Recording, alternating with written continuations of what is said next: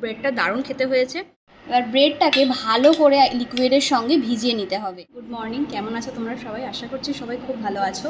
আজকে সকাল সকাল চলে এসেছে একটা নতুন রেসিপি নিয়ে, যে রেসিপিটা আমি শিখেছিলাম আমার স্কুল লাইফে নিউট্রিশন ক্লাসে এই রেসিপিটা আমি শিখি ফার্স্ট টাইম।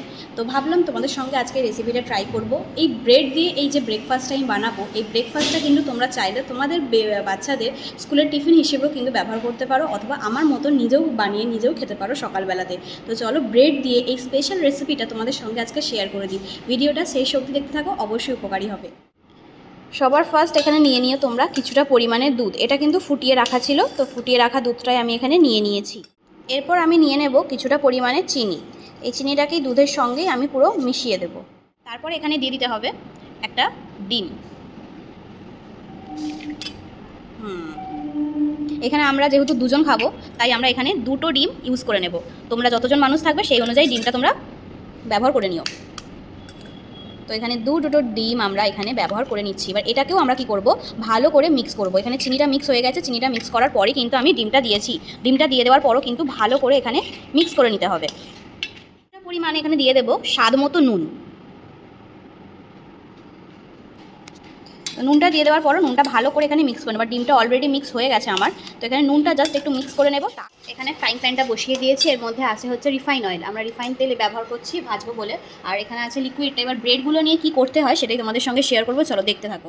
এবার ব্রেডটাকে ভালো করে লিকুইডের সঙ্গে ভিজিয়ে নিতে হবে। ভালো করে ভিজিয়ে নেওয়ার পর এইভাবেই কিন্তু ফ্রাইং প্যানে ছেড়ে দিতে হবে, ব্যাস। তারপরেই হবে হালকা হালকা করে ভাজা। এটা কিন্তু ভালো করে ভাজবে না, একদমই হালকাভাবে ভাজতে হবে, যাতে যে দুধের নরম ব্যাপারটা আছে সেই নরম ব্যাপারটা যেন চলে না যায়। ফার্স্টেই একটা সাইড ভাজা হয়ে গেছে, এটা কিছুটা এরকম দেখতে লাগছে। এইভাবেই সেম প্রসেসে সব কটা ব্রেড আমরা ফ্রাইং প্যানেতে ভেজে নেব। স্কুল লাইফে ফার্স্ট টাইম এটা আমি ট্রাই করেছিলাম, আর আজকে আমি সেকেন্ড টাইম ট্রাই করলাম। এই ব্রেডটার নাম হচ্ছে ফ্রেঞ্চ টোস্ট। তো চলো মা খেয়ে কি বলে দেখা যাক। মাকে বসিয়ে দিয়েছি আমি একেবারে এই ব্রেকফাস্টটা নিয়ে। তো মা খেয়ে বলবে যে আমার এই বানানো ব্রেকফাস্টটা কেমন খেতে হয়েছে। তো খাও, খেয়ে বলো যে কেমন বানিয়েছে আমি আজকের এই ব্রেকফাস্টটা।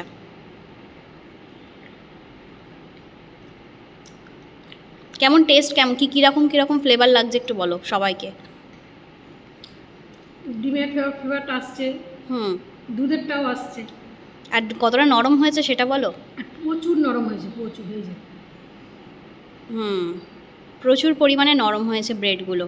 আর এইভাবে করলে কিন্তু খুবই হেলদি অ্যান্ড টেস্টি একটা ব্রেকফাস্ট হবে। অনলি ডিম দিয়ে নয়, দুধ দিয়েও কিন্তু তোমরা বানাতে পারো। তো ওভারঅল কেমন লাগলো? দারুণ লেগেছে আমার। তো সব কিছু মিলিয়ে তো ব্রেডটা দারুণ খেতে হয়েছে।